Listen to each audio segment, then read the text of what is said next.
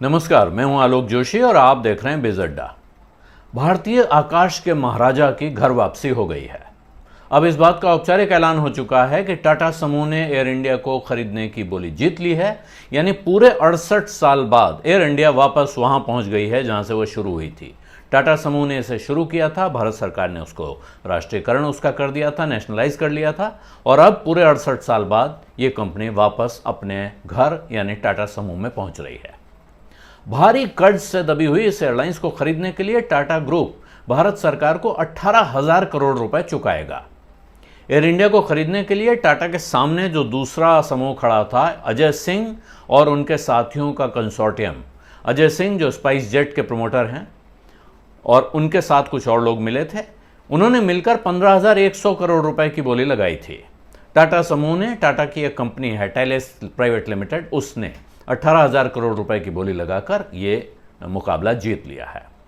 जो भी इस बोली को जीतता, ये शर्त पहले से तय थी, उसे एयर इंडिया के 40,000 करोड़ रुपए से ऊपर के कर्ज में से 15,300 करोड़ रुपए चुकाने की जिम्मेदारी भी लेनी है।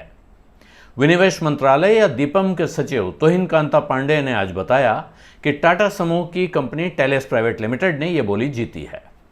बोली की रकम में से यानी इस 18,000 करोड़ रुपए में से सिर्फ 15% भारत सरकार के खजाने में पहुंचेगा। बाकी रकम एयर इंडिया का कर्ज भरने में इस्तेमाल होगी। बड़ा कर्जा है, उसमें से सरकार काफ़ी कुछ चुका देगी और जो बचा हुआ है वो 15,000 करोड़ के आसपास वो टाटा समूह को चुकाना होगा। आज की तारीख में भारत की जो सबसे बड़ी एयरलाइंस है मार्केट में, वो है इंडिगो। उसका मार्केट कैप या उसके सारे शेयरों की कीमत करीब 75,000 करोड़ रुपए है। ऐसे में एयर इंडिया का सिर्फ 18,000 करोड़ रुपए में बिक जाना आश्चर्यजनक लगता है।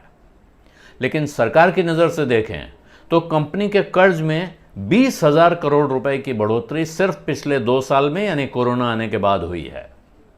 तो सरकार के लिए ये एयरलाइंस जल्दी से जल्दी किसी भी भाव पर बेचना फायदे का सौदा ही है, क्योंकि इससे उसको आगे के घाटे और कर्ज के बोझ से छुटकारा मिलेगा। लेकिन खरीदार इतना कम भाव क्यों चुका रहे हैं?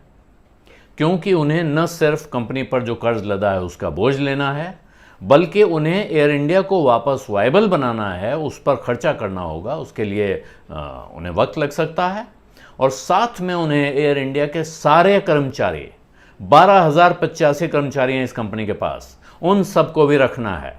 इनमें से 8,084 परमानेंट एम्प्लॉइज हैं और 4,001 ऐसे लोग हैं जो कॉन्ट्रैक्ट पर काम कर रहे हैं।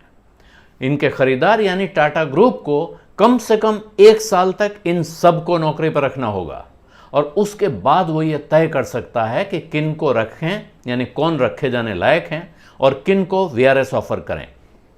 उसके बाद भी ऐसा नहीं है कि आप यूं ही चिट्ठी पकड़ाएं और लोगों को निकाल देंगे। उनको वीआरएस देनी होगी, वीआरएस की शर्तें होंगी।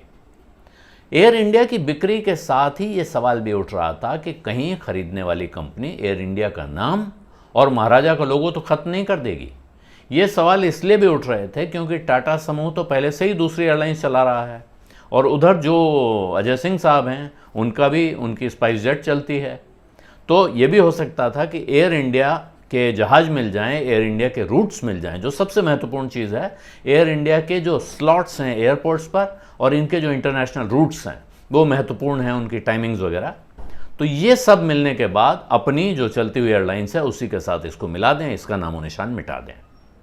लेकिन इस बिक्री की शर्त है कि 5 साल तक जो भी खरीदार है उसको एयर इंडिया का नाम और उसका लोगो बरकरार रखना होगा, उसको चलाते रहना होगा। और अब जब ये टाटा समूह के पास गई है कंपनी, तो इस बात की शंका कम हो जाती है कि वो एयर इंडिया के नाम को ख़त्म करेंगे, क्योंकि वहाँ थोड़ा दिल का मामला है। टाटा ग्रुप के साथ इस कंपनी का पुराना रिश्ता है और जेआरडी टाटा ने इसकी शुरुआत की थी। इस वक्त अभी जो पूर्व चेयरमैन है रतन टाटा और जो मौजूदा चेयरमैन हैं एन चंद्रशेखरन, दोनों से ये उम्मीद की जाती है कि वो अपने व्यापारिक घराने की इस पुरानी विरासत को दोबारा चमकाने में लगेंगे, न कि इसका नाम मिटाने में। बिज अड्डा में आज इतना ही। अब मुझे इजाज़त दीजिए। धन्यवाद, नमस्कार।